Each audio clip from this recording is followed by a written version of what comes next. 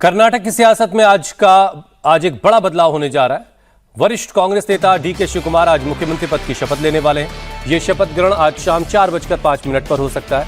कांग्रेस आलाकमान आज ही उन मंत्रियों के नामों की लिस्ट जारी कर देगा जो शिवकुमार के साथ शपथ लेंगे। सूत्रों के मुताबिक आज 14 मंत्री शपथ लेंगे। इस राजनीतिक बदलाव को अमली जामा पहनाने के लिए दिल्ली में मंगलवार को भी बैठकों का दौर जारी रहा। कांग्रेस अध्यक्ष मल्लिकार्जुन खड़गे और लोकसभा में विपक्ष के नेता राहुल गांधी ने डीके शिवकुमार और सिद्धारमैया के साथ लंबी चर्चा की।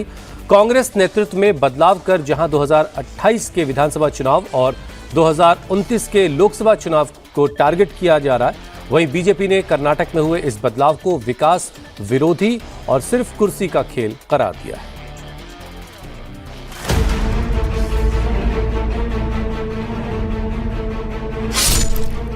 कर्नाटक में आज से शिवकुमार सरकार। डिप्टी सीएम पर सिद्धारमैया की कितनी चली। डीके शिवकुमार आज अपने छोटे मंत्रिमंडल के साथ शपथ लेंगे। कहा जा रहा है कि शिवकुमार के साथ सिर्फ 14 मंत्रियों का शपथ ग्रहण होगा। आज कोई डिप्टी सीएम शपथ नहीं लेगा और मंत्रिमंडल का विस्तार बाद में किया जाएगा। शिवकुमार के साथ जिन नेताओं की शपथ लेने की चर्चा है उनमें Yatindra Siddaramaiah, G Parameshwara, KJ George, Priyank Kharge, MB Patil, Ramalinga Reddy, Eshwar Khandre, Krishna Byre Gowda, Lakshmi Hebbalkar, B Suresh और सतीश जारकीहोली का नाम सबसे आगे चल रहा है।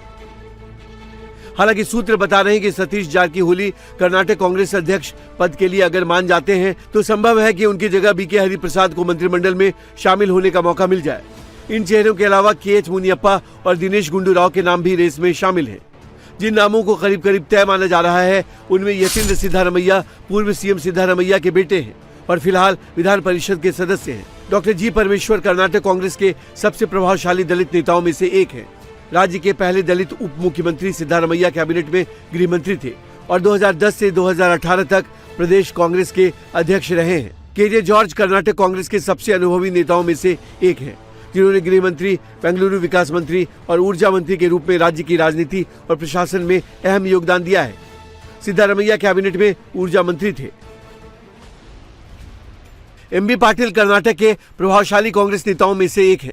पार्टी का बड़ा लिंगायत चेहरा है। लगातार 4 बार से एमएलए रहे पाटिल ने जल संसाधन मंत्री और उद्योग मंत्री के रूप में काम किया है। प्रियांक खरगे कांग्रेस अध्यक्ष मल्लिकार्जुन खड़गे के बेटे हैं। बड़ा युवा दलित चेहरा है। कलबुर्गी जिले के चित्तापुर से 4 बार से विधायक हैं। पिछली सरकारों में टूरिज्म, आईटीबीटी, ग्रामीण विकास और पंचायत राज मंत्री रह चुके हैं। रामलिंगा रेड्डी बेंगलुरु शहर के बड़े कांग्रेस नेताओं में से एक हैं। 1985 से लगातार चुनाव जीतते आ रहे हैं। पिछली कांग्रेस सरकारों में गृह मंत्री, परिवहन मंत्री और हिंदू धर्मदान विभाग मंत्री रह चुके हैं। ईश्वर खंडरे बीदर जिले के बाल्की सीट से लगातार 1999 से ही एमएलए हैं। हैदराबाद कर्नाटक रीजन के प्रभावशाली लिंगायत नेता हैं और पिछली सरकारों में ग्रामीण विकास और वन मंत्री के रूप में काम किया है। डीके शिवकुमार के दिल्ली से बेंगलुरु लौटते ही शपथ ग्रहण समारोह की तैयारी तेज हो गई है। कहा जा रहा है कि शाम 4:05 पर डीके शिवकुमार शपथ लेंगे। हालांकि टाइमिंग को लेकर शिवकुमार ने खुद कहा कि टाइमिंग फाइनल नहीं है।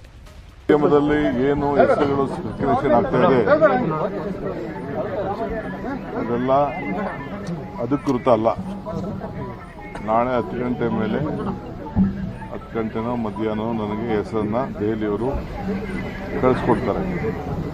ನಾವೆಲ್ಲ ಸೇರಿ ಚರ್ಚೆ ಮಾಡಿದ್ದೀವಿ, ನಮ್ಮ ಅಭಿಪ್ರಾಯನ ತಿಳಿಸಿದ್ದೀವಿ.